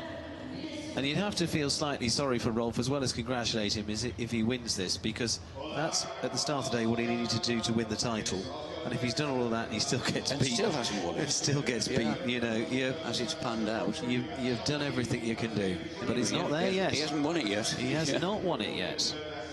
We're tending to jump to foregone I think conclusions Luciana's was we both think Luciana's was an absolutely top class round. She was quick, and that mare covers the ground. Yeah. Rolf Buren-Bengston last to go. Casal asked for Sweden. Last of the series this year for the Longines Global Champions Tour. 40 legs about to be ticked off. He got a bit of a problem, Rolf, in so much as this horse, if he just fires him into a fence, the horse will back off. He did it in Paris, and he did it again in Verona. But Rolf well aware of that, if he just keeps him galloping and on a forward track, but he knows how quick she was. Look, this is quick. Whoa, that was a good turn, wasn't it? That's helped him now. 27.5 seconds, I would say, she was coming out of this treble. The end of this 2 bits of the treble. He's miles in front. 2-3 seconds in front. Ooh, he wants a good shot here. Oh.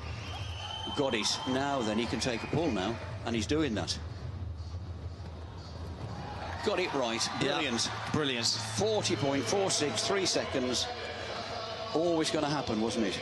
Well, the Iceman cometh in fine style. The Swede takes it. Rolf-Göran Bengtsson finishes top with Kasalas. And as I say, at the start of the day, that's what he needed to do to win the title. He's done everything he can do. He cannot do any more than that, but Scott beat him. Yeah, look at the turn here. That was a brave turn here. You know, put all the problems behind him. He's put the horrors of Normandy behind him. Yeah. I'm so pleased to see him win that, because he had a nightmare day in the World Equestrian Games. Bo Kristoffersen there, Lundgaard. It's great to see all the riders here, all the top-class riders and all the supporters are egging that every way. It has been a brilliant evening show. Yeah, it has, hasn't it? Absolutely brilliant. Every part of it, every cog, every part of the wheel. There we go. Rolf-Göran Bengtsson, every cog of the clock. Kasalas finishes top. Luciana Diniz finishes in second with Fit for Fun. Third place to Jan Kandel with Showgirl. Scott Brash finishes fourth. It's enough to give him the overall title for the Longines Global Champions Tour. Bassem Hassan Mohammed finishes in fifth place. And so for the overall series, it is Scott Brash that finishes top, as we know. Second place, great performance from Rolf-Göran Bengtsson to finish in second. And third place to Lundgaard. So all of the three protagonists. Justice is done. Absolutely play out in that. Justice Absolutely. done. Well, Steve, I'm going to head down to the presentation to go and join them. I'm going to let you take us through the final stages. You've got a head-to-head coming up in a second, and you'll see how that came out. But great stuff. We'll catch you later. Absolutely. Catch you later. And what a finale. Scott Brash, a winner, and very well done there to Rolf-Göran Bengtsson. Don't get sprayed with champagne, right?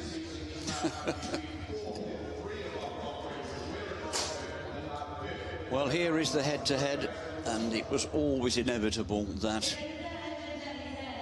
leaving the fences aside, that Rolf-Göran Bengtsson was going to be faster. As much as Luciana Diniz had put up a brilliant performance, enough to win the majority of classes, she knew that with Rolf behind her, and he jumped such a convincing first round, that it was always on the cards that she was going to get beaten, and by a convincing margin of about 3 seconds. He's miles in front. Look, turning to the last. She's three, four strides behind him, but then she had to go first. He's got the advantage of the last draw. Two brilliant performances, a brilliant jump off, brilliant competition all round, and a fitting end to what has been a wonderful 3 days finale to the great series of the Longines Global Champions Tour for 2014. That's the end of it now, of course, for the year. Pick it up again. 1 or 2 new venues. There have been this year, and there might well be next year as well. The infrastructure of the whole system here with the Global Champions Tour grows year on year.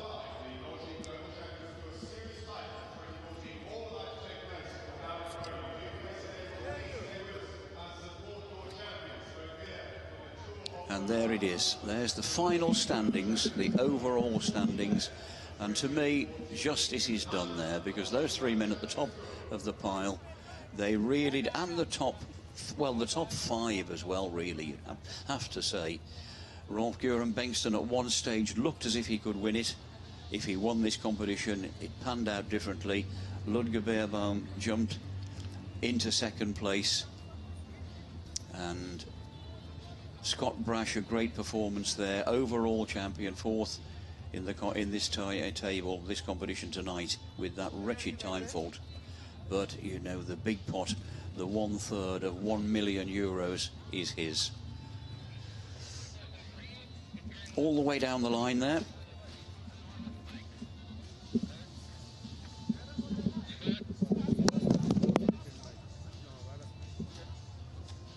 A delighted Luciana Dinitz. And happiness all round. Sheikh Ali there. And Luciana just standing there while she gets the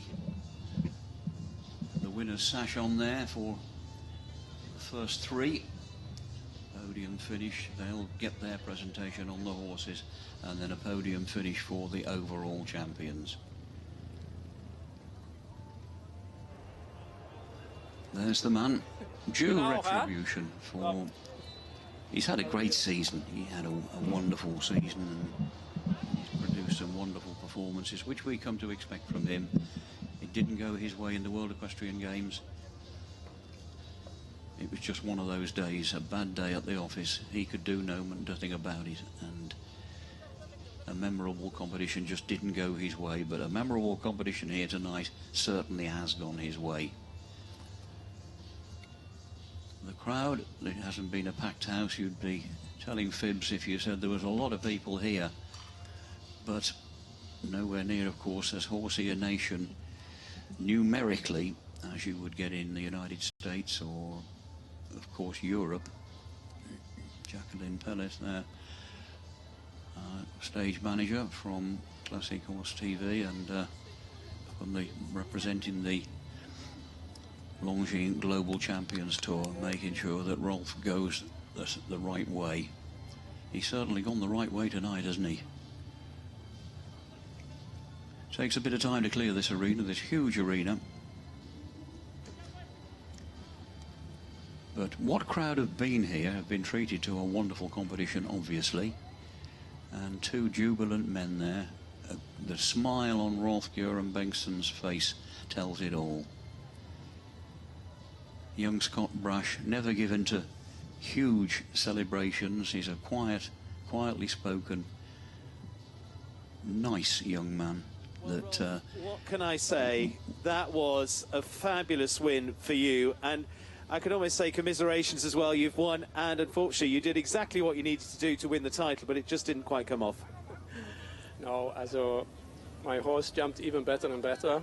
Second round was very good, and in the jump off I think he was just flying around that course, and I get good spots everywhere in the turns and collected a little bit to the last one to not make too wild things there. I'm super happy with this win, and if you need to win like this, and that's really hard then to do it, and yeah, it came out very good, the whole thing, that we are three in the jump off, I'm last to go. Yeah. Well, early in the week we sat down with all three of you that were in contention for the title, and actually the others were all pointing at your horse for it, and it did actually do exactly what you needed to do. My horse is in fantastic form. I prepared for this show also. I'm not doing too much with him after the World Championship, and I must say it paid out very good. Well, I mean, following on, as you say, you made the final four in the World Championship, but this certainly makes up for a little bit of that. That's true. That was not my day on Sunday there, and you have to make a line under it and say, now it's done, it's forgotten, and keep going on. And this is a very nice win here today to come back and show that the horse is there. Well, it's certainly a very nice win indeed. Congratulations, Rolf. Job done. Very well done indeed. Thanks. Thanks a lot. Well, we're also joined by Scott Brash down here in the warm-up. Scott, to come to you. Well, back-to-back wins, but you made us all sweat for that one. Yeah, I mean, first of all, I must say Rolf done an absolutely unbelievable job today, and it's all credit to him. He done a fantastic job. His horse jumped brilliant, but I'm glad we managed to sneak it in the end. Sanctos was fantastic. I was too slow first round, but he jumped a brilliant second round, and yeah, I'm delighted. Well, back-to-back wins, and I mean, this horse-rider combination, we are saying it is the best of the world. It is the best of the world. You are the Longines world number one. You're the Longines Global Champions Tour title holder for the second time. The horse is world number one as well. It doesn't get better than that. No, it doesn't. There's only one way now. But no, I mean, yeah, it's a great feeling. But yeah, the horse for sure deserves to be number one because he is so consistent, and he's just a fantastic horse, one in a lifetime. Well, I know you've got two of the owners here in the flesh. I bet the other two have been on the phone, haven't they? Yeah, Phil's always on the phone, but yeah, I think he's probably more excited than me. Probably, he's jumping up and down. But no, it's great that the owners have come out here again, and it's great that Sanctos delivered for them again. So I think they should be happy. I've not seen them yet, but they'll be happy. Well, 3 wins in the series, Estoril, Cannes, and of course in London as well. You've been setting records all the way through, and we actually set up in commentary as well that for you not to win the title with 3 big wins, well, this is deserved. Yeah, but I must say it's a shame for Rolf, because I think last year I won the title with 200 odd point, 200 points, and now it's like I think we're 240 odd. So I mean, it shows what the standard was this year, and yeah, it was just a great series. Well, Scott, once again, you've raised the game. Congratulations both to you, to your owners, and of course the wonderful Hella Sanctos, the Longines Global Champions Tour champion yet again. Very well done, Scott Brash. Thank you. Cheers. Okay, great. Thank you very much. Ladies and gentlemen, we're delighted to welcome our presentation party for the Longines Global Champions Tour. Great interview, and 2 great interviews really. A totally euphoric Rolf Göran Bengtsson, totally justified, and he reiterated what I said about the Sunday afternoon in Normandy when it just didn't go his way, but a real retribution for him here in Doha. A long way to come, but what a place to come to do it in. A show that will grow and grow and grow, rather like the Global Champions Tour now, headed of course by Longines.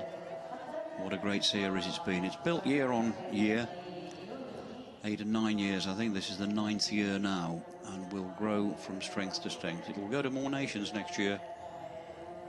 There is certainly rumours of that going about, and new venues, pastures new, and it'll all go the right way, as it's gone for this man tonight, Sweden's Rolf Göran Bengtsson, a former European champion with the great Ninja in Madrid.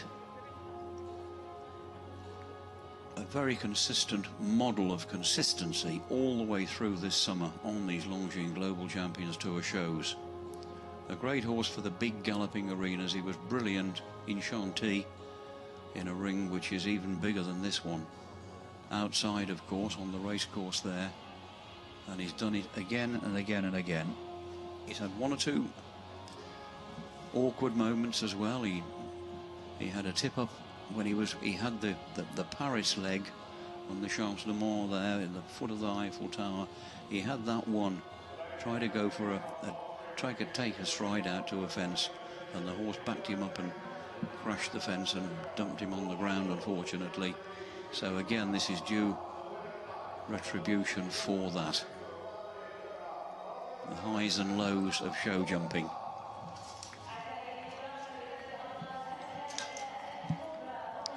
So presentation time.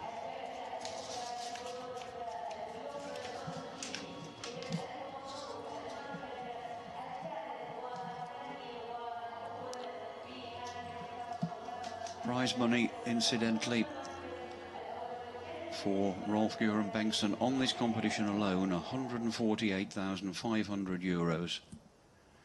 Luciana Denitz, 90,000 euros, and Jan Kendall, 67,500. Presentation, the Longines timepiece as well. That's a nice little bauble to go along with the huge prize fund here. Jan Tops, the founder, of course, of the Global Champions Tour 9 years ago.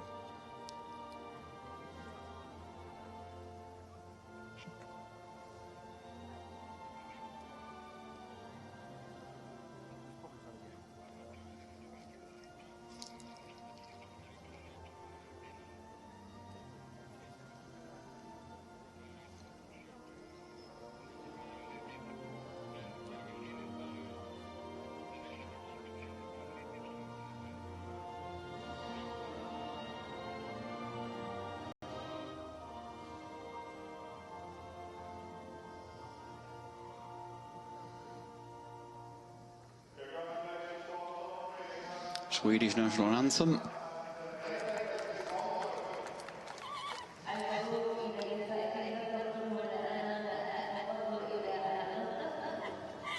The presentation to be made there, the gentleman in the grey suit, Mr. Charles Villot of Longines. He's the vice president of Longines and head of international sales. And the presentation team for the team from Doha here in Qatar, this nation that has really taken the world by storm, along with Longines, by bringing this great series to the heights that it's grown to now, and to be having the culmination in this wonderful arena here is just out of this world. Jan Tops there in the background, what a great job he's done to pull it around all these wonderful venues. It must be a nightmare, and it certainly has been with some of them, to get all the things, all the boxes ticked.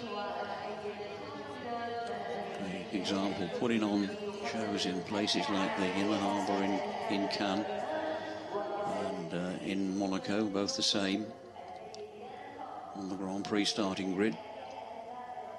Right at the foot of the Eiffel Tower in Paris, on the racecourse in Chantilly, back in his home backyard in Valkenswaard, that magnificent complex in the Netherlands, where it all started from.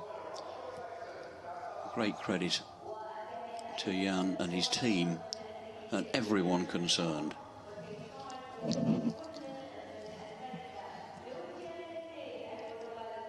There's one lady that, to me, lights up show jumping. She is what it's all about.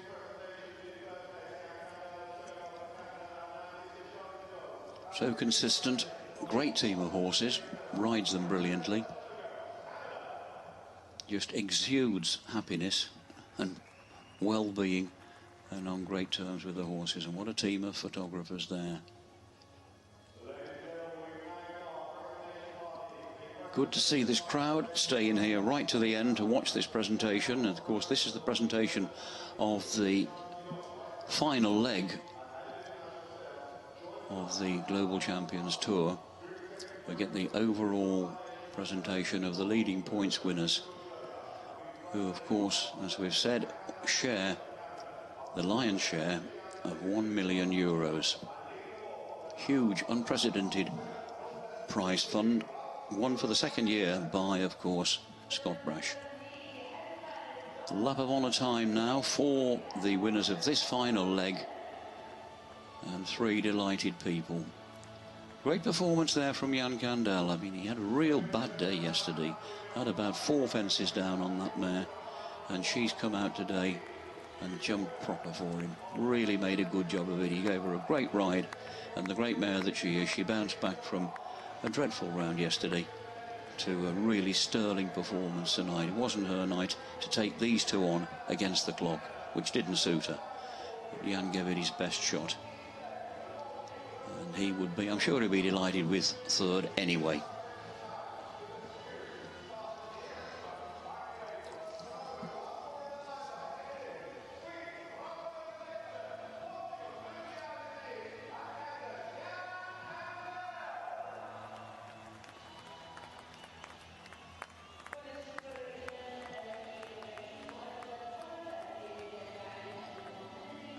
I must say, we've had some great television coverage this year from this wonderful team that have produced these great pictures in this huge arena. Not an easy task.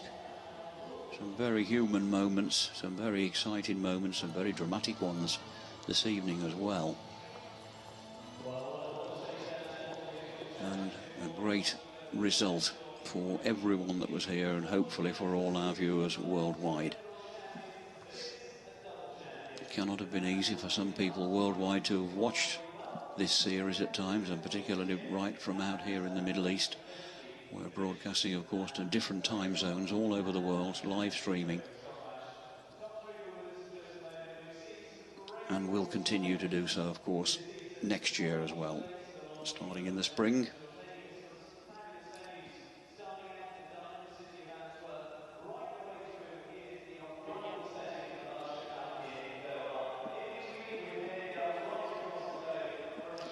Scott. Number one. Number one in the world. And number one on the table, on the points table for the Global Champions Tour. For the second time, what an achievement. 2 years running. Been done before. Edwina Tops-Alexander. But, can he come back next year and make it 3? He certainly will be trying, and he will gear his whole series, I'm sure, with Hello Sanctos, this great horse of Lady Kirkham's and Lady Harris, to get it geared up to finish it up on that podium again.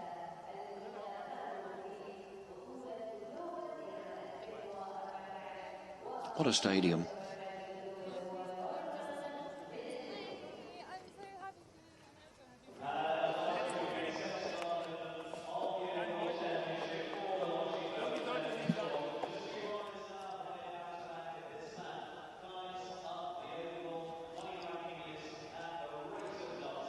Great result for Rolf Gurens tonight. Good result for Ludger Beerbaum. A little bit of a disappointment, but made up for it, of course, in this class with Rolf. At one stage, he looked, if he won this class, he was certainly going to win the whole shooting match, but he didn't, by just dint of the fact that consistency had won it for Scott here, because he won 3 competitions. And Ludger had only won 1. So podium time, champagne time.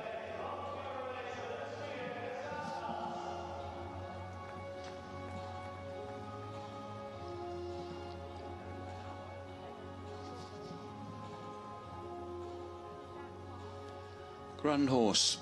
He's been with Scott now 2 or 3 years. He was very well ridden by Katarina Offel. Kathy Offel rode him very successfully for a while, and produced by the United States Olympic rider, team medalist Peter Wilde, for a couple of years. He took him up to about 8 years of age, I believe, and he went to Katarina Offel. And he's been with Scott now about 3 years, I think. Uli Vetsani, a happy man now. He must have been just a little bit worried early on in the first round here, when things were going badly awry for so many riders. But as ever, he's produced a wonderful result, a wonderful jump off. He's an artist at doing that. And he habitually tries to get a result without tipping horses up and turning horses inside out to jump his courses. It hasn't worked in his favour the last couple of days, because he's got more clear rounds than he would have hoped for. 20 on the first day and 15 yesterday. But he got the right balance today, just 3 world-class horses and riders to battle it out for here. And 3 world-class riders taking the spoils. And the lion's share of the €1 million.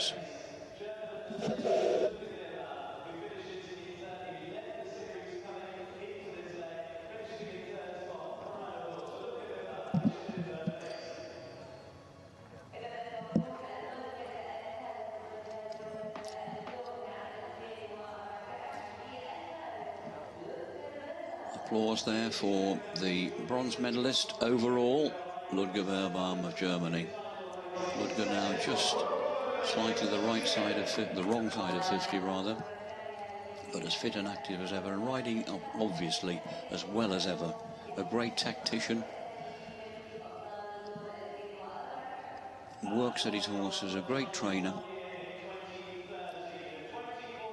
Rolf Guren, of course, finishing just off the top spot, which is claimed by Scott Brash.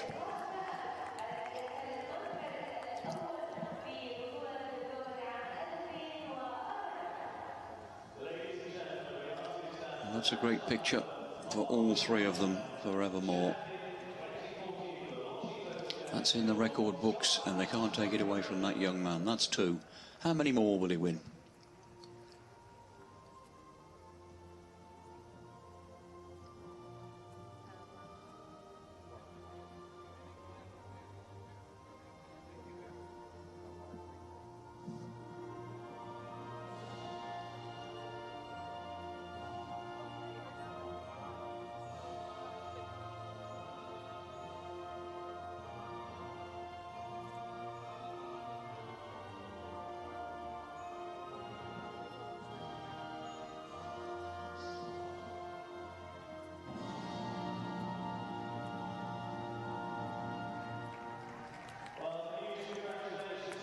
Great moment for a great rider. World number one. Global champions number one.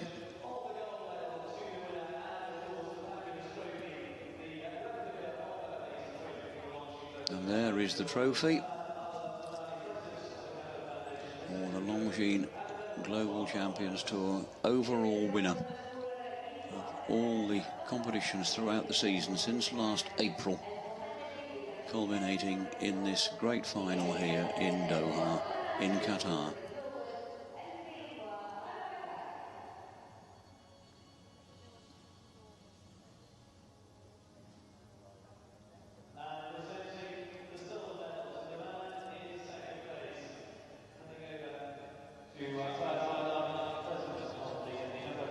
And the medal to go with it.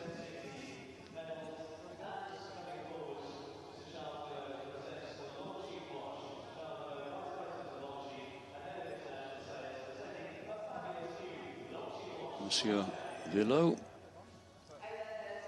the Vice President of Longines and Head of International Sales, doing the honours tonight, presenting the Longines timepiece to Scott Brash.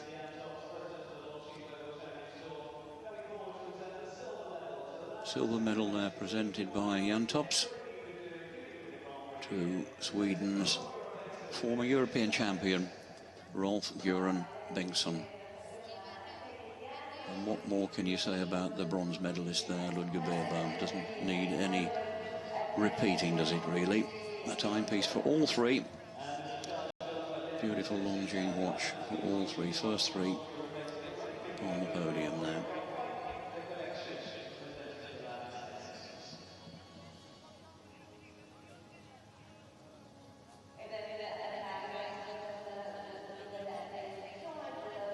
And yet another watch for Ludger. Goodness only knows how many watches he's won in his lifetime. And he's not finished yet.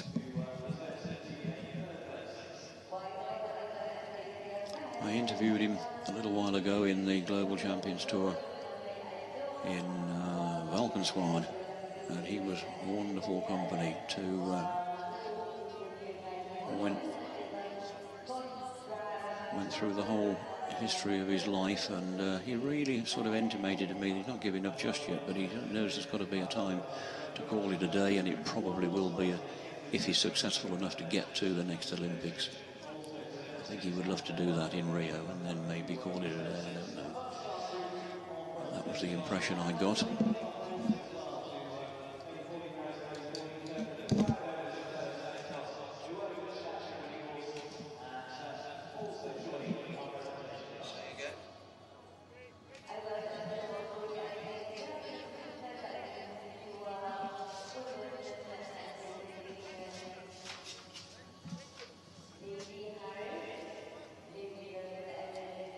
There is Lady Harris on the right, wife of Sir Phil Harris, carpet ride fame, and Lady Kirkham. Both ladies, both Paulines.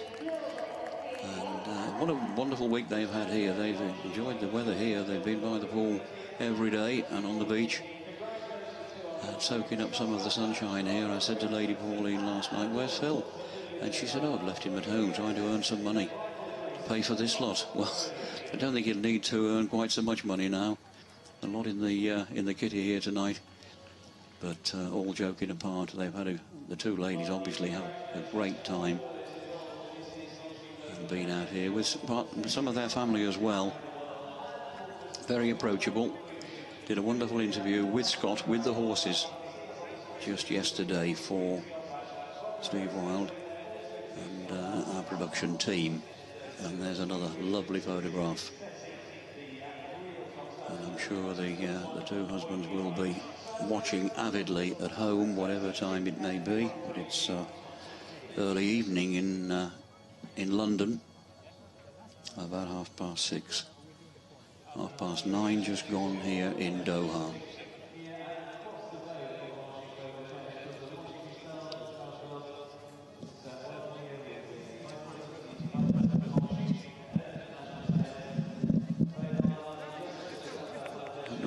horses get in there, it'll either be a sugar lump or a polo. You can bet on that, probably a polo. Most of these horses thrive on them and love them. Mince. Throughout history, that's always been a groom's reward for a horse after a good round or after an unfortunate one sometimes. Lovely to see. Lap of Honour time. Well done, Scott Brash. Longines Global Champions Tour champion for the second year running, 2014.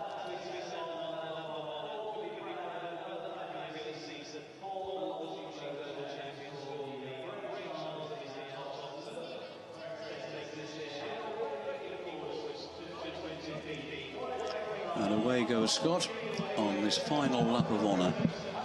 The final leg and the final night of what's been a wonderful season show jumping.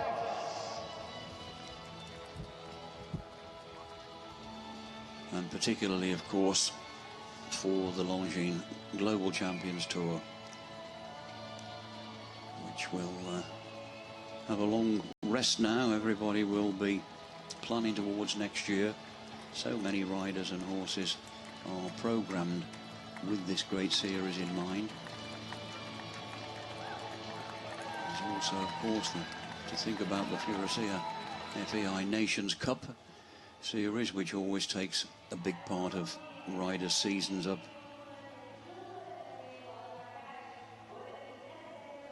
And a thoroughly delighted presentation party there, and a thoroughly delighted, of course, first, second and third.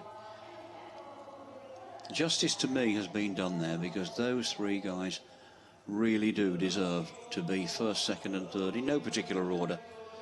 They would all deserve to have won this outright tonight. And it just happens that it's Scott Brash's turn. Rolf Göran Bengtsson came so close. Ludger had a nightmare day. Today really lost the services of his best mare, Chiara. A little bit of colic on the way over here. She couldn't jump. She's totally all right. Saw him hacking her out earlier on. But she wasn't fit to jump on the first day, so that was that.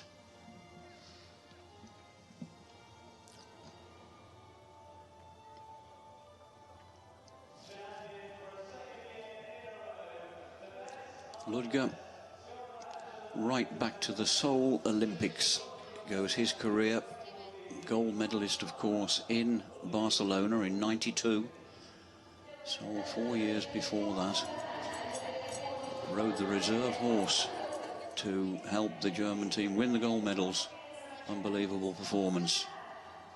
And he's never stopped winning since. How long will this man go on? A long, long, long while yet. In early 20s, mid-20s.